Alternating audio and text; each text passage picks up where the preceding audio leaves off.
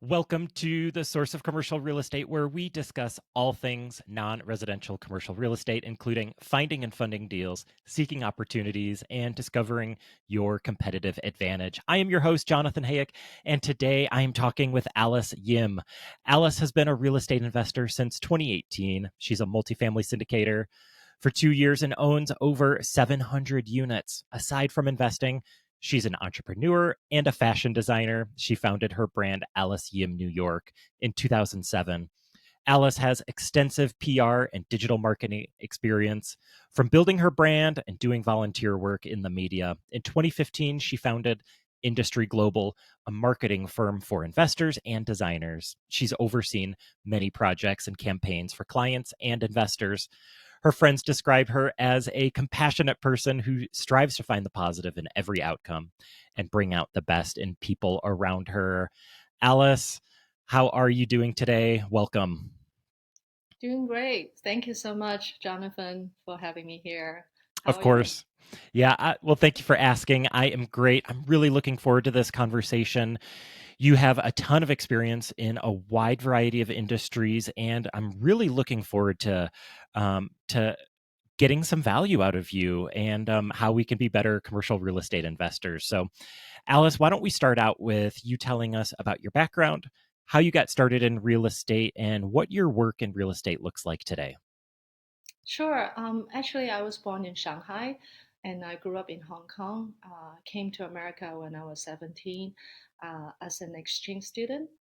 My first stop was actually in Montana, and I was there for 3 years, going through high school and also studying fine art at a private college before transferring to San Francisco before transferring to San Francisco to pursue my fashion dream. I was studying fashion at the Academy of Art San Francisco for 3 years, and I got my bachelor degrees there. Then after that, I worked for Michael Kors and other uh, uh, companies. So after that, I decided I wanted to moonlight and start my company while working for the day job, the W-2 job for my boss. And so 2007, I started doing that. And then by 2010, I started my own label and I was doing fashion from then and then adding PR marketing by 2017. Uh, and yeah, so at 2018, I actually um, my ex suggested that we should get out of the rat race, and so we started learning about how to become an investor, and that's how the journey began. And I went to the education company is called Elite Legacy, and I we study how to become like a real estate investor with like learning how to do wholesaling, how to look at deals, and how to understand the underwriting. Yeah, yeah, and that's how we started, and it was a big pivot for my career because it was a big learning curve for me. Yeah. Awesome. And so now you're dabbling in multifamily. You are also doing some work in residential assisted living. And I find this a really interesting niche. Can you tell me about the residential assisted living niche asset class, what it is, and how you made your way into it? Yeah, I actually stumbled upon that through Elite Legacy. I also met the people from the Anderson law firm, and they were teaching us like the assets protection. So during the pandemic, actually during the lockdown, we were not able to. I was not able to get any business from fashion clients from overseas. So I was just focusing on studying, learning more about how to invest in real estate, and also improving my mental health. during that time. So one day, the Anderson law firm, they had a project about RAL from the RALA, and it's called the Residential Assisted Living Academy. So I decided to join that webinar, and they talk about how you can actually turn a home into a group home for the senior. And I thought that was really interesting, very interesting. But I was thinking that, oh, you have to be a nurse or you have to have certain certification. But anyway, like I just decided to invest the time to learn about it, just being open minded, and after that, I was that actually resonated with me, and I thought that that would be a great solution for the seniors. But I just think that it was really at that time it was not an asset class for me. But after that, I actually talked to a friend who has a his wife actually is in the care facility, works for the care facility, and he became interested. So we decided to pursue this SS class and learn more, and then went to the RALA 3 days training, and the journey began with that. Yeah. So tell me more about this strategy. When I think of senior assisted living, I think of kind of a retirement home with people that are not independent and lots of workers and lots of management needed.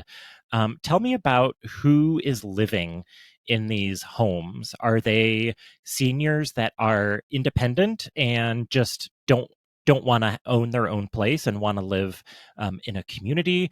Or are these seniors who require significant care with nurses and assistants?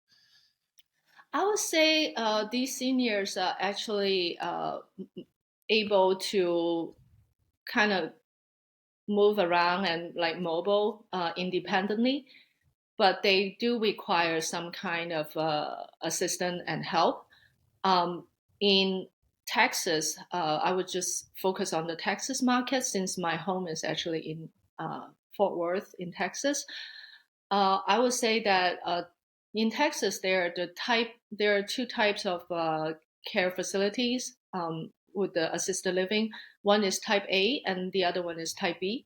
So for the Type A, you would have to be completely independent, and in case there's any fire or there's any evacuation, the seniors have to be able to evacuate and you know uh, exit the facility or the home by themselves, and they have some kind of test to make sure that those seniors qualify for that type of home, the Type A.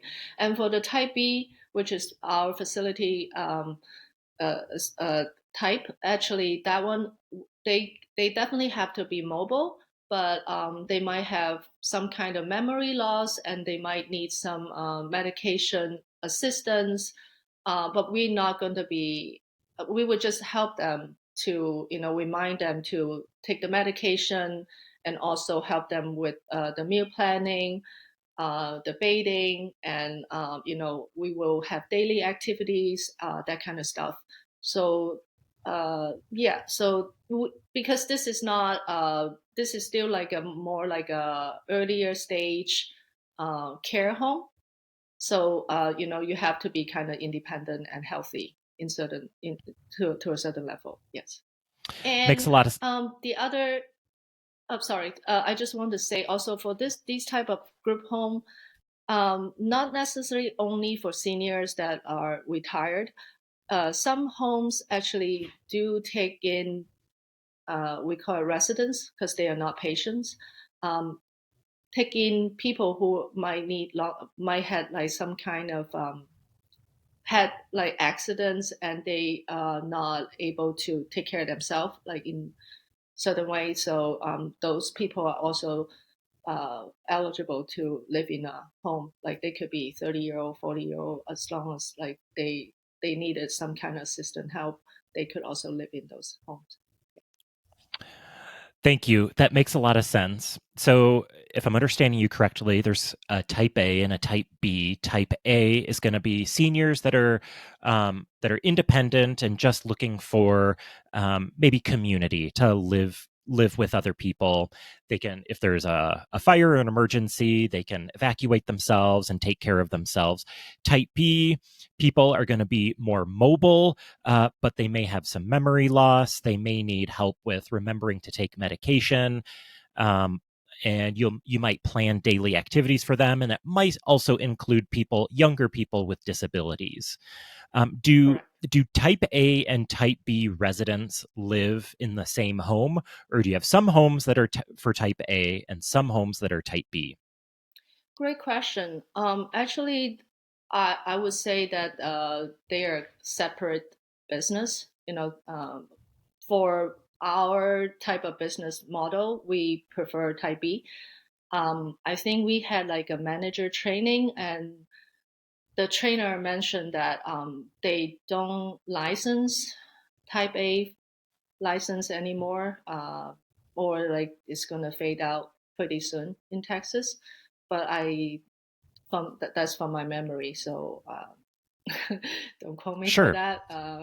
And also, uh, the other reason why I think it's a great question is because actually there are homes that actually would have Type B facility plus the memory, like add-on memory care, but in like maybe adjacent to the home. So there's another building next to, let's say, a Type B facility.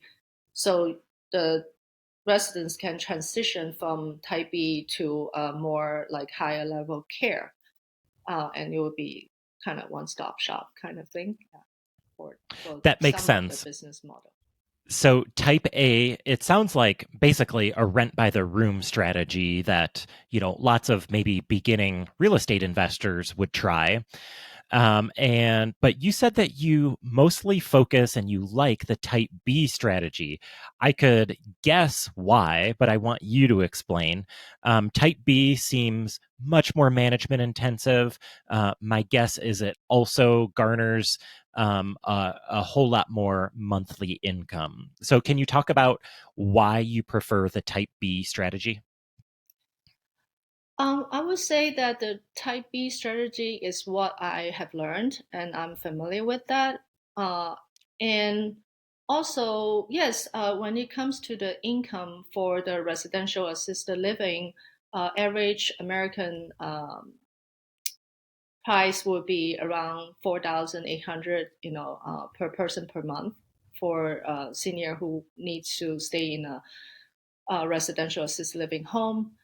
And we learned how to how to operate these kind of home, and the business model, yes, do generate like a higher income because for example, our home we charging around 6,000 per person a la carte, because even if I want to put my mom into a home, I want the facility to be a little bit more comfortable, more higher level for my loved ones.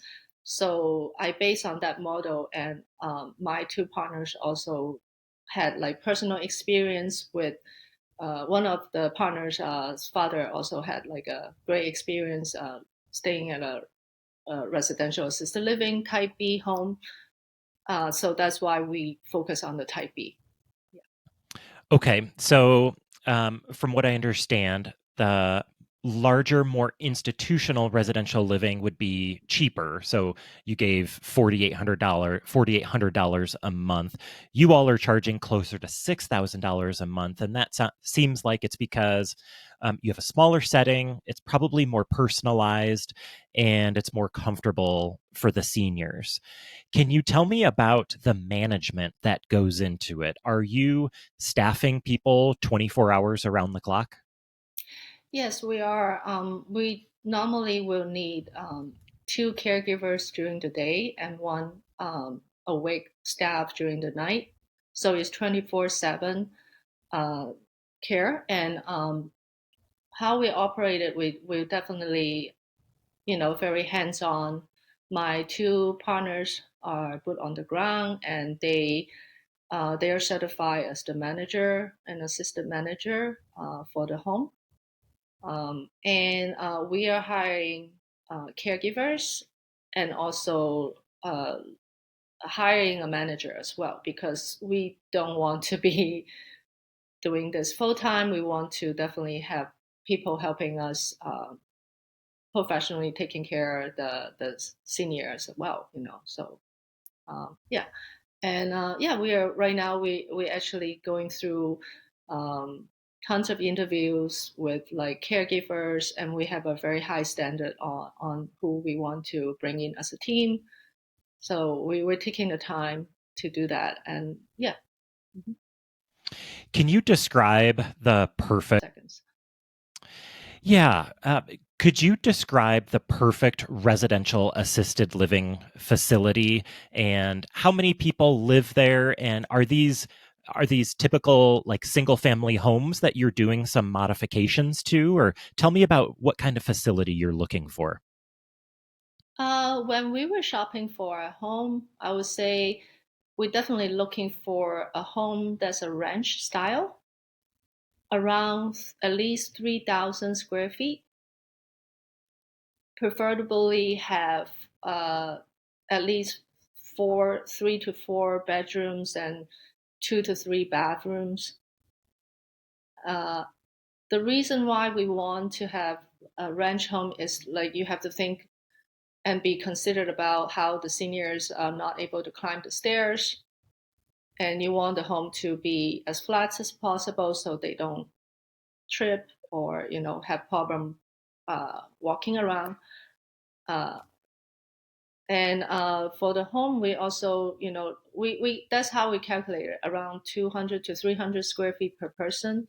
And an ideal home, I would say, that will be more profitable would be a 10 bed, 10 bed home.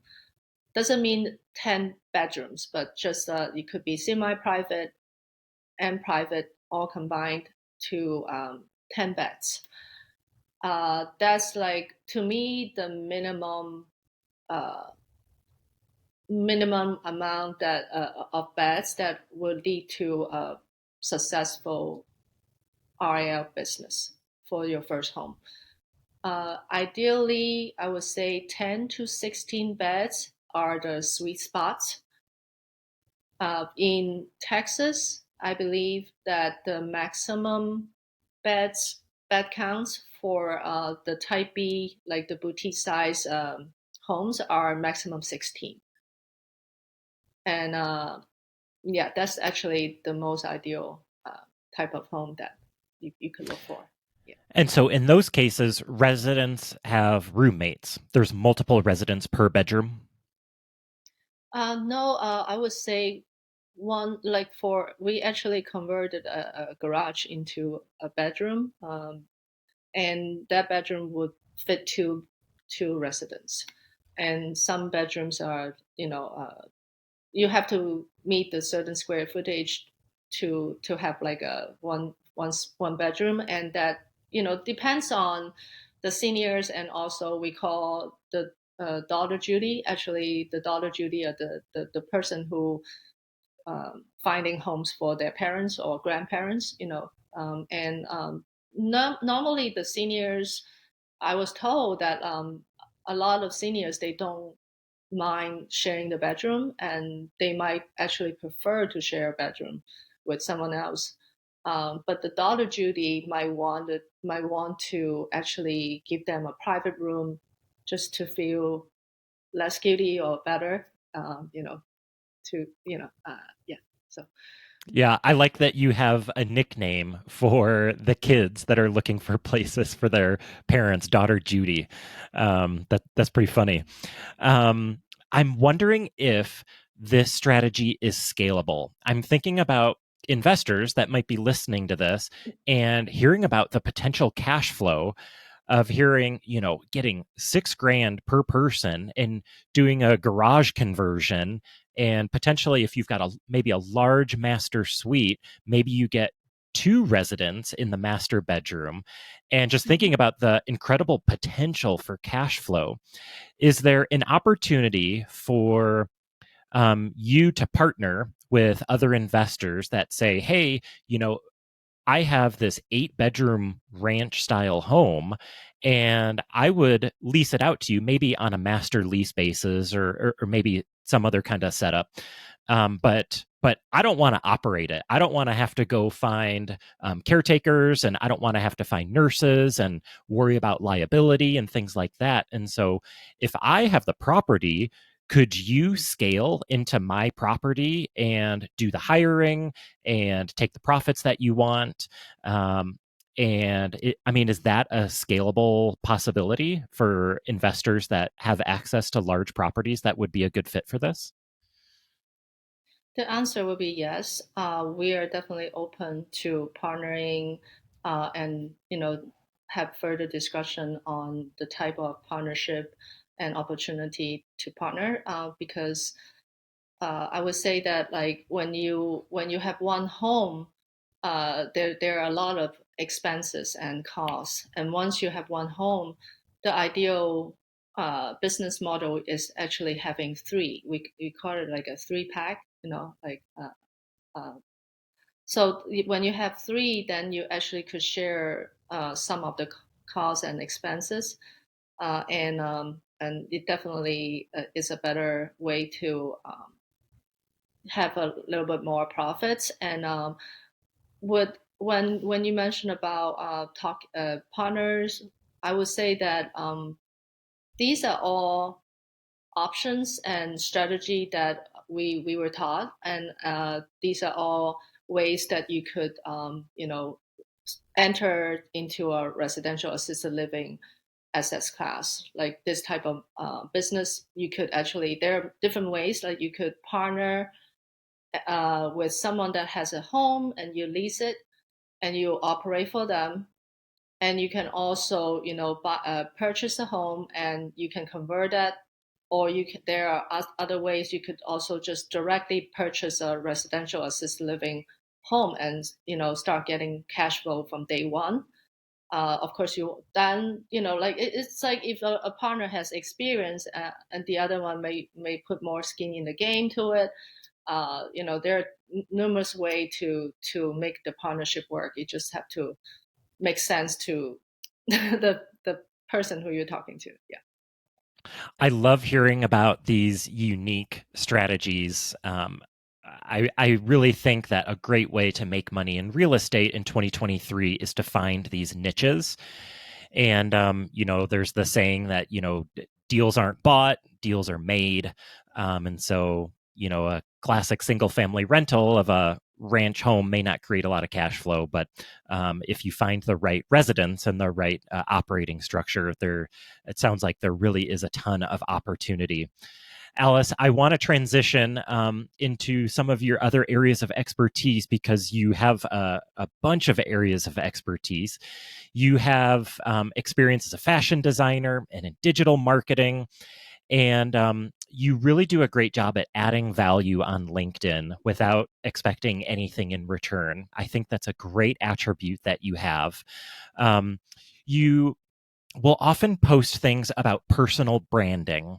I've even seen you post even detailed things about how people should consider, when they're getting their headshots taken. Like, at what angle should men have their headshots be taken? At what angle should women have their headshots be taken? And things like that. And so I'd love to get your feedback on personal branding in general.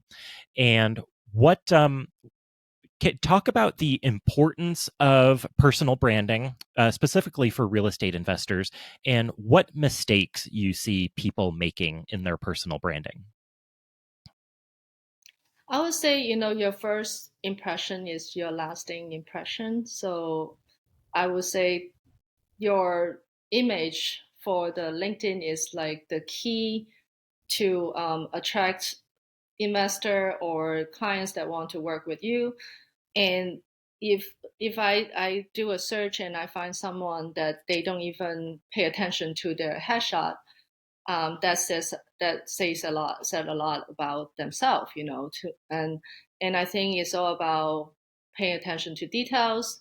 And for women, I would say that my suggestion is to have like definitely a very recent shots of you and taken professionally, and would be better if you hire a stylist or someone professional that can do the makeover for you before you taking the headshots. And I would say the profile headshot picture I would recommend to be like 60% of your face.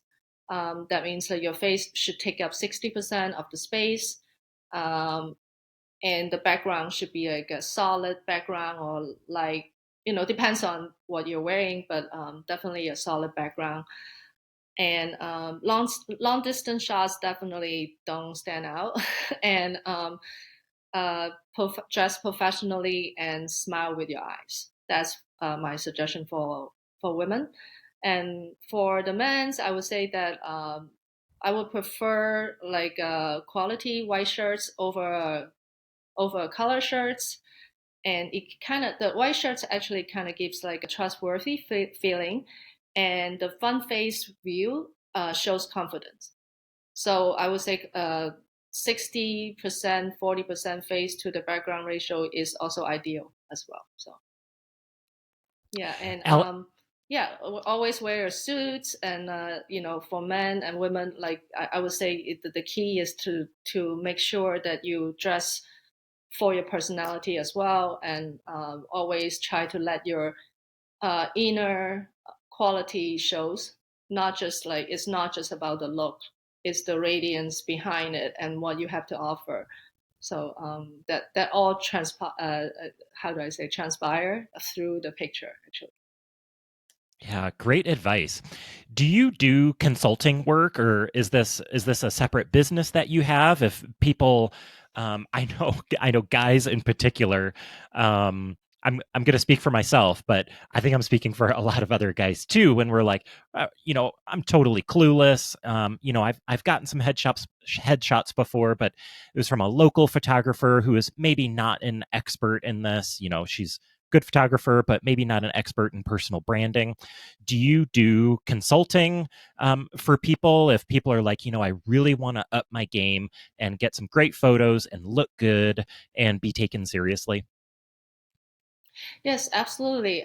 Actually, I have my consulting company, so it's called Industry Global, and we actually work very closely with investors in real estate.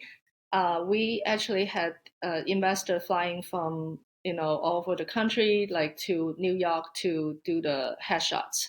Um, the way we do it is we're not only aiming for a headshot for your LinkedIn, but actually we would put together a very strong team of people that like we will work with celebrity photographers that has like strong relationship with the magazines and for editorial, and also makeup artists, famous makeup artists, uh, also hairstylists as well. And then I personally will do the styling with the clients, and I will do like some looks and like collage before the shoots. Like we would take probably a few weeks of time to preparate your look, like different looks, different pose, and then we will conduct the shoots at New York City. The shoots is actually going to be very professionally taken, and I would say that like we will try to do as much as we could for 1 day shoots for the clients. Yes. And for listeners wondering about this, on Alice's LinkedIn feed, she has examples. I know I saw one of actually a guy that I know, Ivan, who I think you did this consultation with, and the photos are stunning. Ivan looks, I mean, he looks phenomenal. The quality of the photos is great, and I think it would be well worth someone investing in, because the end product is truly impressive. Yes, actually, nothing better than investing in yourself. It's definitely, uh, I would say the budget is definitely reasonable, and you're talking about investing for a future for the future for a long period of time because when people seeing you dressing like $1 million and they know that you definitely are successful and also, I would say that it goes a long way because the photo shoot is not just for, like I mentioned, not just for the LinkedIn profile shots, it's for all your marketing materials, for your branding, and also for future magazines and interviews, editorial or editorial opportunities. So it's really well worth investing to yourself. Alice, I want to talk about some other value that you deliver, particularly through LinkedIn. You're very active on LinkedIn and you do discuss real estate deals, but you also discuss other things that are related to real estate that I think investors need to pay close attention to. And so you recently posted some interesting stuff on right brain, left brain differences. This is stuff that we may have learned in school and in college, but have maybe dismissed and have not thought about since then. But you do a good job of making it relevant and helping investors understand why we should be thinking about this stuff, specifically with marketing. Can you talk about the idea of different people being right brained and left brained and why investors should be thinking about that concept? Sure. I just wanted to share something that will be valuable to people, and I actually not a very good writer since I'm a right-brained person, I would say, but that's actually kind of one of the characters that I would say that for me personally, I'm more like visual and image oriented. But with the LinkedIn challenge that I have with a group of people, very successful people in the real estate industry, it pushes me to um, offer contents that will be valuable to other people. One of the posts that I did was about the, the right brain. I just want to share that because I felt that in the real estate industry, there are a lot of successful people who might be more left brain oriented because I mostly I find a lot of people who are really good with numbers and who are very rational, very logical when it comes to when it comes to analyzing deals. And for me, the learning curve was very high. And when I decided to pivot and start learning about real estate, it was definitely very difficult, especially the underwriting part and understand the terminology in the real estate industry. So I want to make a post to make other people who are not,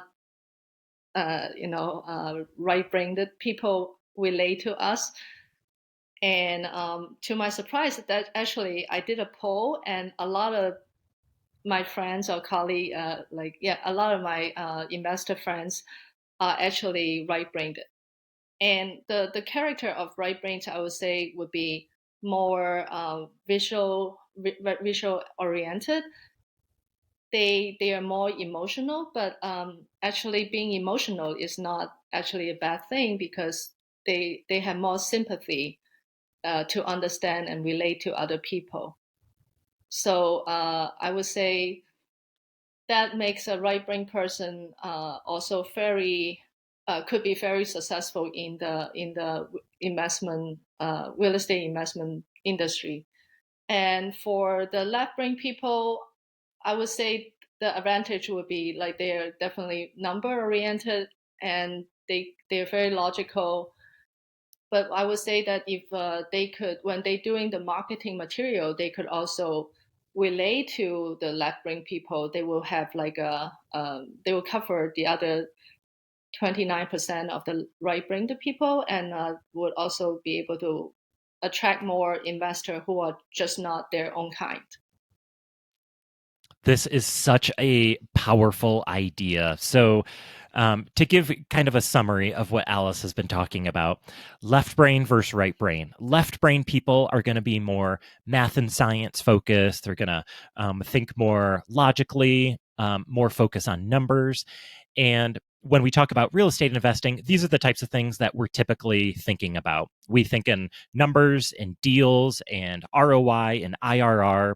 But Alice was surprised that when she put this out into the world on LinkedIn, she was surprised to learn that many of her investor friends and connections are actually more right brained. And the right brain being more of the creative side of life, relying more on visuals and being more emotionally connected to things and situations. And so, um, I think, Alice, you made a great point, particularly in marketing materials. So you've got a pitch deck, you've got a webinar. All of you left brained people who are so focused on numbers and the deal itself, think beyond that and think about how you can attract some of the right brained people, people that aren't connecting as much with just the numbers, but thinking about how a particular deal might make someone emotionally feel. Maybe you're serving an underserved community.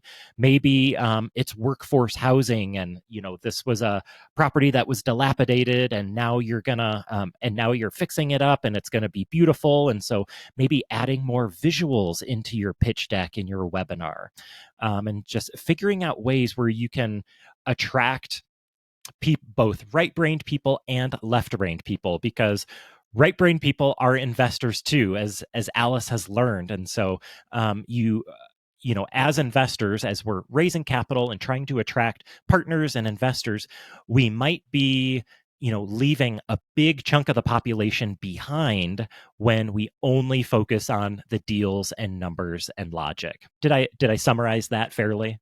Yeah, you did it perfectly. But I do want to add a few points that actually are quite interesting, because I actually did not take a test before until I wrote this post, and it's very interesting to find out that I actually have 75% of right and 25% of left, and with the research that I did before I made the post, actually I found out there are people who are 50-50, which they call the golden brain.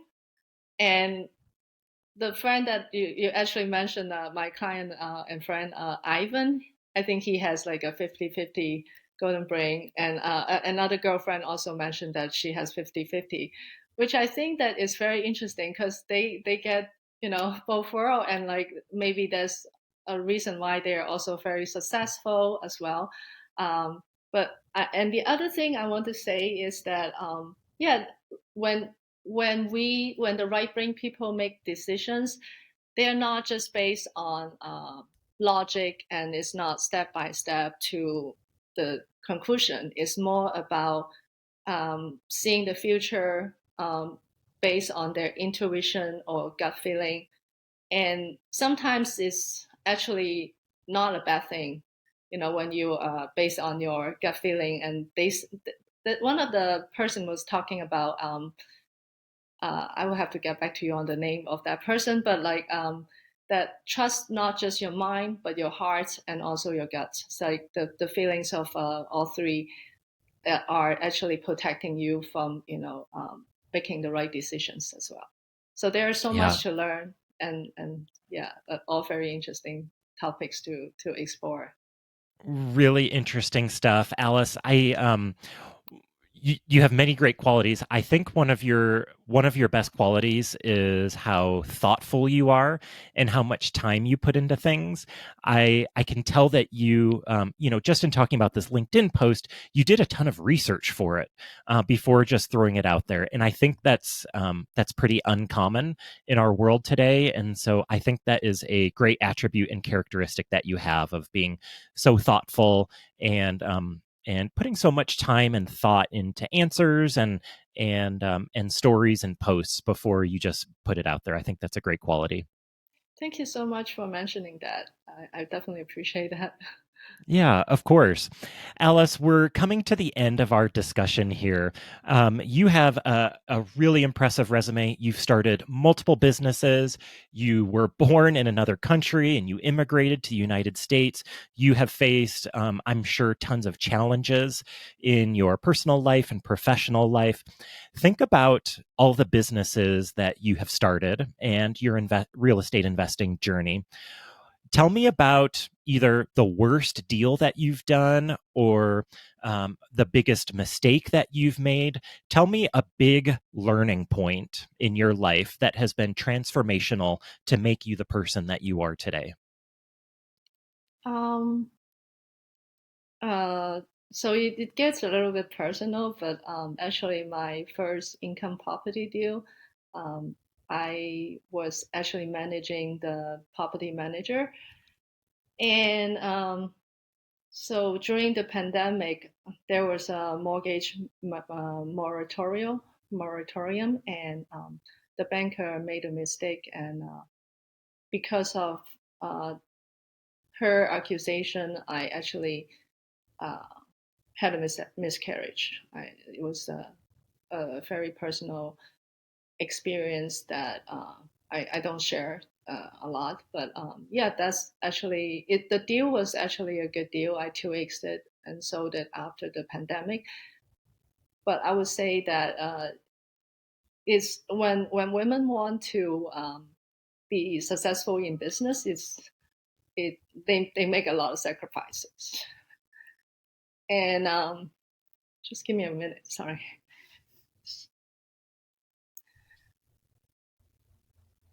That's actually a great question. And for the multifamily, I would say that so far I haven't been through like anything in full cycle. I would say some deals are more stand out than the other ones. And I would say the sponsor who are more focused on having uh, meetings every week and every other weeks for trying to improve the capex and improve the property are the deals that are definitely showing stronger sign of success. So I would say in multifamily so far, the experience are great, and I would strongly recommend vetting your GPs before you going into a deal. And I do think that partnering with the right partners and doing multifamily is a better way of investing in real estate because you're not doing it solo, and you could actually leverage other partners to alleviate some of the stress. Alice, thank you for sharing such a personal and powerful story. I can tell that that was a difficult thing for you to share. And so I definitely admire your bravery and courage for sharing something so personal like that. And um, part of why I wanted to talk to you, Alice, and I certainly didn't know that that personal anecdote about you beforehand, but I'm in the midst of interviewing at least 12 different women involved in commercial real estate right now. And part of the reason I'm making an extra emphasis to talk to females in real estate right now is because I'm starting to understand. I will fully admit that I'm an ignorant male, and commercial real estate in general is an incredibly male dominated industry. Yeah. But there are plenty of females that are having tons of success in commercial real estate. And I want to highlight that. And I also want to highlight the fact that women have to, as you've illustrated, that women have they have to go through more than men in order to have a professional life. Women make more sacrifices in general than men do, and there's a lot going on behind the scenes that we're not aware of. There's tons of research that says when things get difficult at home, it's the women that have to sacrifice their career. By and large, in general, it's women that have to sacrifice their career in order to stay at home, take care of children, and make sacrifices like that. Whereas it's in many families and cultures, it's just understood that the man is going to continue to go out and work and not have to worry about the issues at home. And so there are lots of women that are crushing it in real estate and entrepreneurship and small business, like yourself, but that are Thank you. still undergoing tons of stress at home and women, I would say unfairly, have to manage so much more than men often do. Oftentimes, men, when men get done working, and maybe it's been a full day, maybe they've been working very hard, but when they're done at the end of the day, they get to go home and oftentimes expect things at home to be done for them. We often expect laundry to be done and dinner to be made and the house to be clean, and a lot of that maybe not 100%, but disproportionately falls on the female. And so, your story really brings that to light of you trying to have a professional career, be an entrepreneur, trying to get deals done, and manage other people's money, manage big deals while also trying to maintain personal life and trying to grow your family. And so, yeah, again, I'm really sorry to hear about your loss and the difficult time that you've had to go through. Thank you, Jonathan. It's really a pleasure talking with you, and you asked really great questions, and that actually I didn't prepare to share, but I did. So, and Yeah. yeah, and I would say that keep doing what you're doing, and I think everyone who are successful are not by coincidence. They definitely everyone who are successful work very hard in their own ways, and I think that's why we are here. And uh, I would say if I could do it, uh, a lot of people can do it as well. Just focus on your dream, your goal, and make baby steps. And hey, a fashion designer can do it. You can do it too. So Alice, you have a compelling story with tons of value to bring to other people. If listeners want to connect with you and reach out to you, where would you like to send people? uh, they can reach me on LinkedIn, and also my email. I would be able to share my email as well. It's alice@aliceyim.com. And for the LinkedIn, you can find me via my name. Uh, yeah, and I think that would be a great way. And yeah, so Great. Alice, I sincerely appreciate you sharing your time with me today. You brought a ton of value to myself and to listeners. I'm grateful to have had this conversation. You are strong and courageous, and I have a ton of respect and admiration for you. And so, listeners, if you want to connect with Alice, if you want to connect with me, please reach out. We would love to talk with you. Um, Listeners, I am grateful for you. Thank you so much for listening. Until next time, take care. thank you for having me.